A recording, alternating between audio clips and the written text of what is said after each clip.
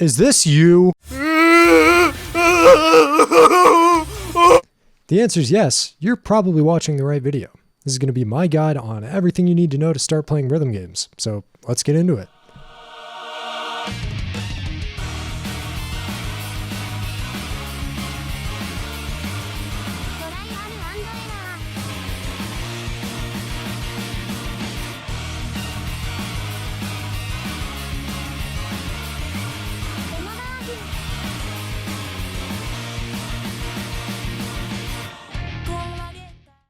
Alright, first things first, if you're brand new to the genre, we should start by defining what a rhythm game is. Games in the genre typically focus on dance or the simulated performance of musical instruments and require players to press or step on buttons in a sequence dictated on the screen. Thank you, Wikipedia.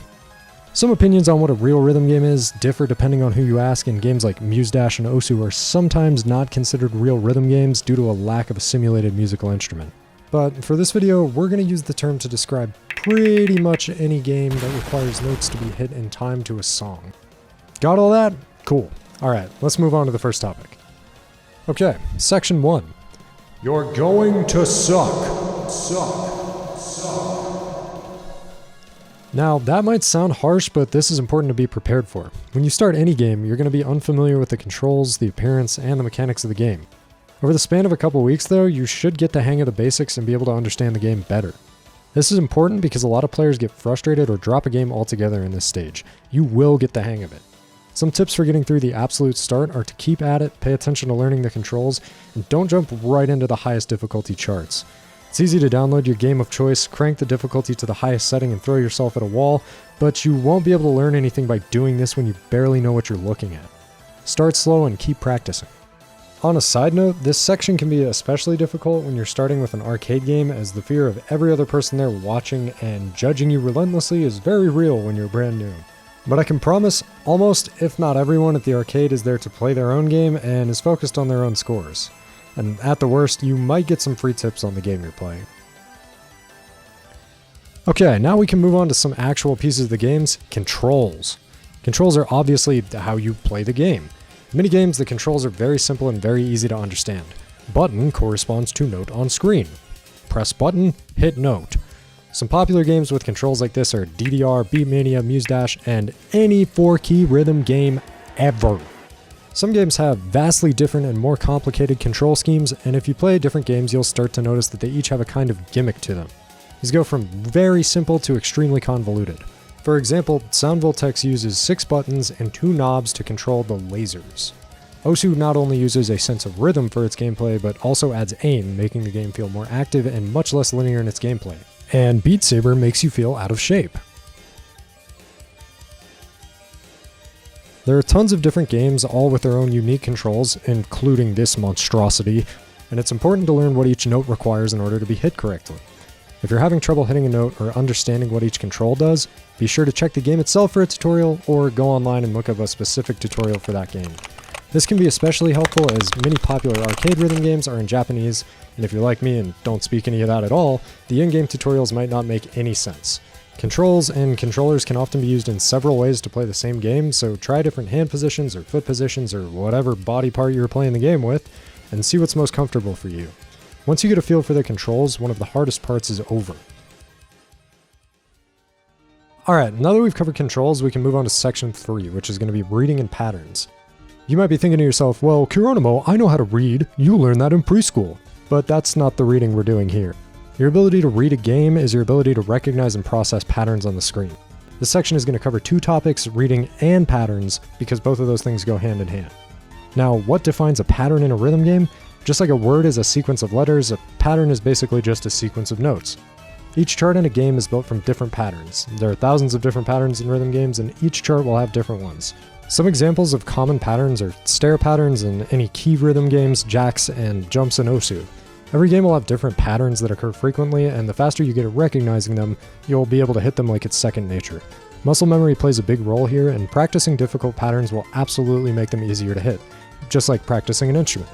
With that out of the way, let's jump back into reading. Anytime you play a map for the first time, it's called sight reading, much like a piece of music. Anything after that could be considered normal reading or memorization. For each game, reading is going to look somewhat different, but when you pick up on how to read one game, reading others will become much easier. With any patterns of reading, you're going to want to start slow and make sure you're paying attention to the timing. It's also a good idea to avoid sticking to just one type of music or chart. Play all of them. More variety will make you better at recognizing every type of pattern the game has to offer.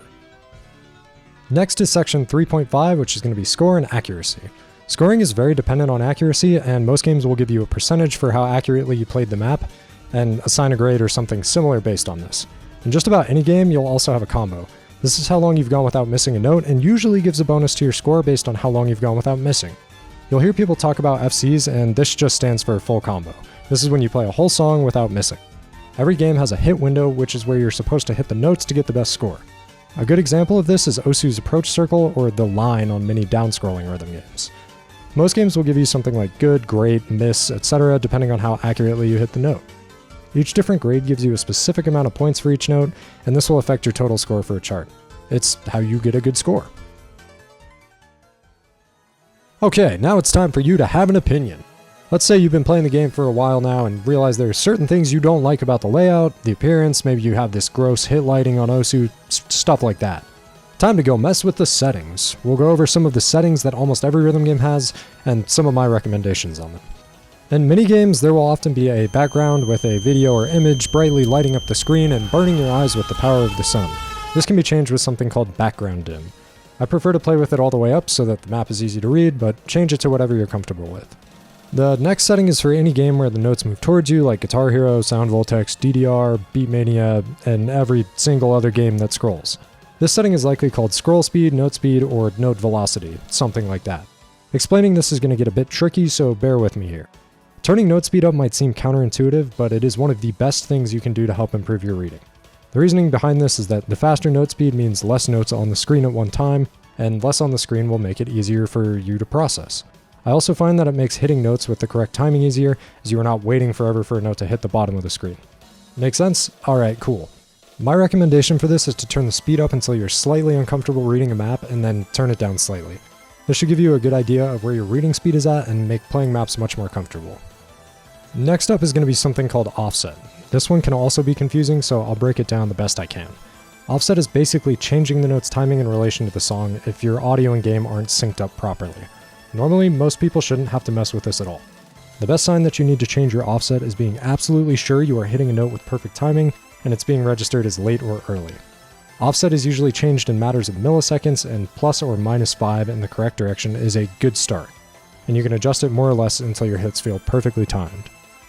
The last one is going to be appearance. This has lots of different options for each game, from the color and shape of the notes to what you have on your display, like HP bars, combo counters, and many other items. In most arcade games, there are preset options for what everything looks like, such as the lasers in Sound Voltex, notes in Chrono Circle, and note colors on many other games. For games like Osu, you can download skins, also if you're playing arcade games on your PC. My best tip is to pick something that looks somewhat minimalistic in order to make the game easier to read and have less distractions. A couple good Osu skins in this genre are Yugen's and Aristia. I used these when I was first starting to practice the game, and it made a huge difference. Or you could just use the CSGO skin if you hate yourself. But again, this is all personal preference, so play with what you're comfortable on. There are tons of different settings in games that you can mess with, and it's a good idea to change them to how you prefer to play the game. Some settings can even help you play better if you use them correctly. Alright, let's talk about gear. Gear is something else to consider since having good gear can help you improve, but before you whip out that credit card, understand that no gear is going to make you a pro player immediately. That's going to be practice and more practice. For most arcade games, the gear is the cabinet itself, so you don't have a whole lot of options for changing it. But if you're playing at home, the gear side of things can get a little overwhelming for new players. If you're playing an arcade game on your PC, there are many shops online that sell arcade-style controllers for most games, like Yuancon and Gammo 2. Controllers like these can often be expensive, so it's a good idea to play the game a bit first on your PC or at an arcade to make sure you're willing to invest in a controller. For PC games like Osu and Musedash, there are a couple things that can make a difference when playing. Generally, a mechanical keyboard is going to be your best option for rhythm games. If you're looking for the absolute best, it's hands down the Wooting 60HE, but with the high price tag and limited availability, this might not be the best option for everybody. Some other good keyboards are the HyperX Alloy Origins. With a reasonable price tag and great specs, this is a good option for newer players, and keypads are becoming increasingly popular and cheap. Linear switches or Hall effect switches are going to be what you want to look for, as these offer little resistance and are incredibly fast for playing games, but this is also largely personal preference. I could talk plenty more about keyboards, but I'm going to save that for a different project. My other OSU specific recommendation is a decent mouse or drawing tablet depending on your preference. These both offer advantages and disadvantages for each playstyle. Personally play with a Wacom CTL 672, but my recommendation for a beginner tablet is the Wacom CTL 472. It's got a great price and fast response times. This tablet is almost unbeatable. I plan on going over gear more in depth some other time, but my last bit of advice is to avoid wireless items. Items like Bluetooth headsets and keyboards are often convenient with the lack of cables and being able to wear them while you're not at your computer, but these items often have a very high latency, making the game out of sync with the audio, and they can also lag or lose connection right when you're about to hit the exit. God! A decent pair of wired headphones should save you a lot of money and trouble, and also they don't need to be charged. I'll reiterate that you don't need to spend thousands and thousands of dollars to be good at a rhythm game, and the best thing to do is practice. That brings us right into our last section, which is going to be practice. I've said this a lot throughout the video, but this is truly the most important thing to help you improve. I'll go over a couple of tips I have for practicing effectively, so you can start making progress as soon as possible. Starting out on the slow maps is going to be your best bet at first, as this will help you learn the controls and the mechanics. Start by playing things that you can play very well, and gradually turn up the difficulty. Pretty soon, stuff that was impossible for you before will barely be a warm-up. As I mentioned before, playing different types of music and charts is also a great way to learn. It's easy to play the same type of map or music over and over, but you're learning less about the game if everything you're practicing is similar. It can also be tempting to play basically 24/7, and while this might work for the short term, remember that you still have to do normal stuff like eat and drink water and stand up and stuff like that. A lot of rhythm games can be pretty strenuous on your hands or your body in general, especially if you're playing the dancing games. You won't be able to improve if you're completely exhausted or injuring yourself. Playing daily over a few weeks or months is going to be much more effective than playing one 27-hour session every now and then. Consistency is key.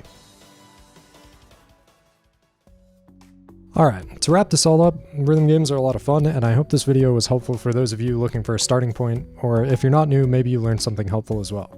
If you listened to me talk for the last 15 minutes, I appreciate you sticking around so long. This guide is meant to be for newer players, so it may not be the most in-depth in every section, but I do have plans to make more specific videos covering some of these topics as well. Videos like this do take quite a bit of time, so if this helped you in any way, consider subscribing to my channel here, or if you want to see me play some stuff live, I also have a Twitch. I'll link any skins, products, or websites I mention in the description of this video. I'm not sponsored, I just genuinely like the products, and I've got plans to do more of these guide-style videos in the future. If there's anything you want me to go over or anything I missed in this one, please let me know. Thanks again, and I will catch you guys later.